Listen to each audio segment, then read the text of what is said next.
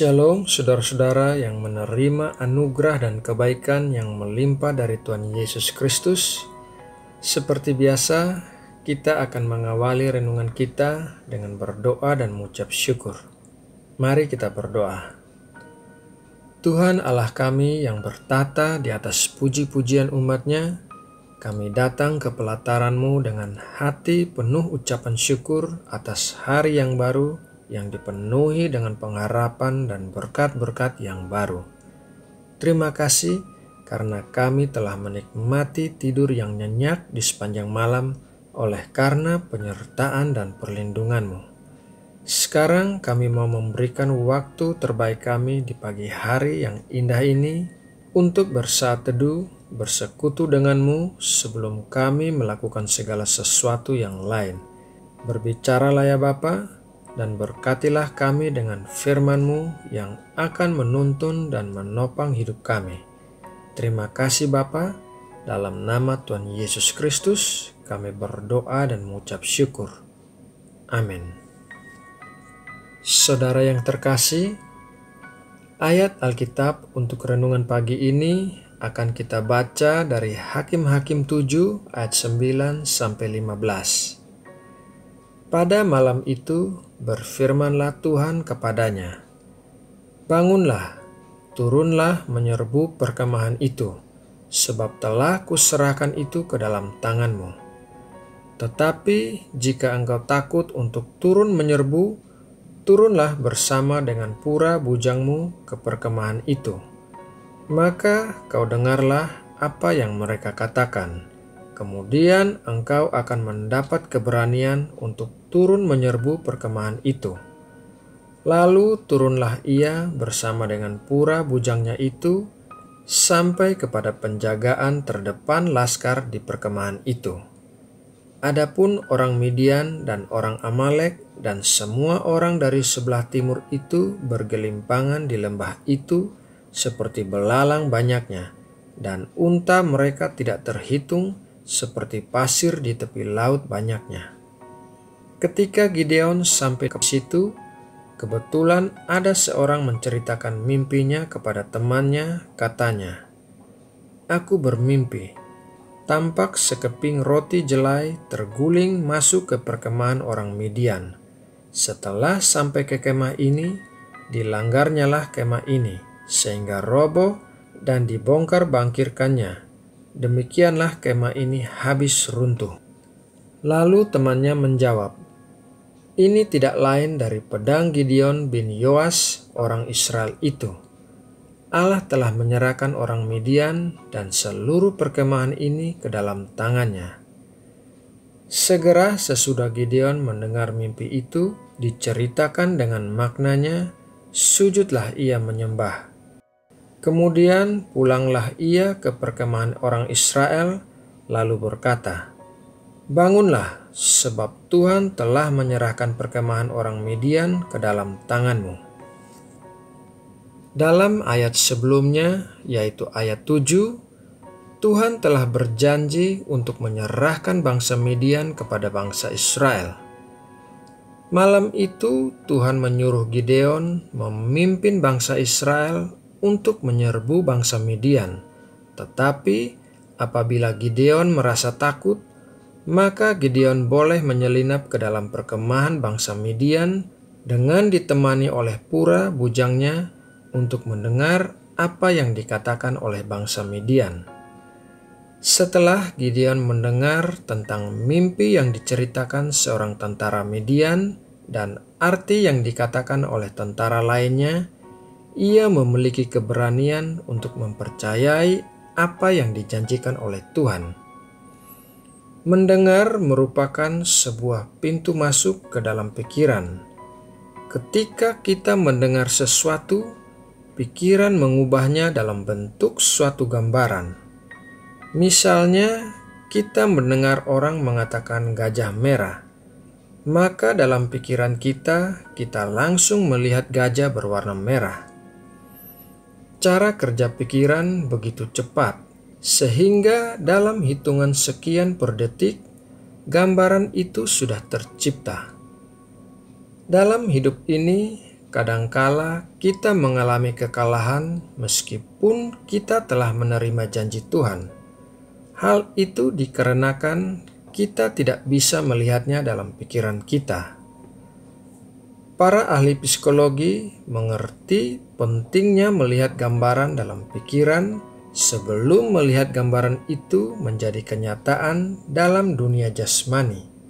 Itulah sebabnya para pembicara berlatih membayangkan situasi panggung dalam pikirannya sehingga ketika ia benar-benar berada di panggung, ia bisa berbicara lancar sesuai dengan yang ia bayangkan sebelumnya. Roma 10 ayat 17 berkata, "Jadi iman timbul dari pendengaran dan pendengaran oleh firman Kristus." Mendengar firman Tuhan, kemudian melihat gambarannya di dalam pikiran kita akan menimbulkan iman. Misalnya, kita membaca firman Tuhan tentang kemenangan atas pergumulan hidup, maka buatlah gambaran tentang kemenangan tersebut di dalam pikiran kita. Maka iman akan timbul di dalam hati kita meskipun situasi belum berubah.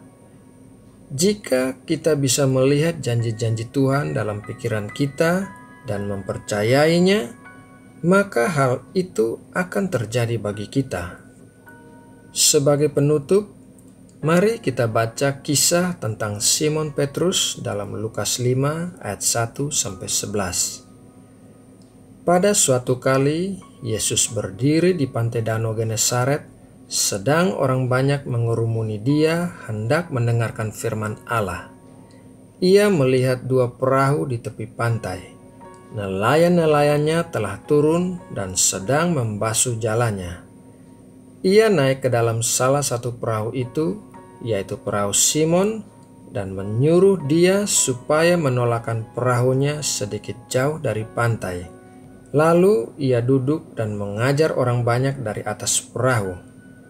Setelah selesai berbicara, ia berkata kepada Simon, "Bertolaklah ke tempat yang dalam dan tebarkanlah jalamu untuk menangkap ikan." Simon menjawab, "Guru, telah sepanjang malam kami bekerja keras dan kami tidak menangkap apa-apa. Tetapi karena Engkau menyuruhnya, aku akan menebarkan jala juga." Dan setelah mereka melakukannya, mereka menangkap sejumlah besar ikan sehingga jala mereka mulai koyak. Lalu mereka memberi isyarat kepada teman-temannya di perahu yang lain supaya mereka datang membantunya. Dan mereka itu datang, lalu mereka bersama-sama mengisi kedua perahu itu dengan ikan hingga hampir tenggelam. Ketika Simon Petrus melihat hal itu, ia pun tersungkur di depan Yesus dan berkata, "Tuhan, pergilah daripadaku, karena aku ini seorang berdosa." Sebab ia dan semua orang yang bersama-sama dengan dia takjub oleh karena banyaknya ikan yang mereka tangkap. Demikian juga Yakobus dan Yohanes, anak-anak Zebedeus yang menjadi teman Simon. Kata Yesus kepada Simon, "Jangan takut, mulai dari sekarang engkau akan menjala manusia." Dan sesudah mereka menghela perahu-perahunya ke darat, mereka pun meninggalkan segala sesuatu, lalu mengikuti Yesus.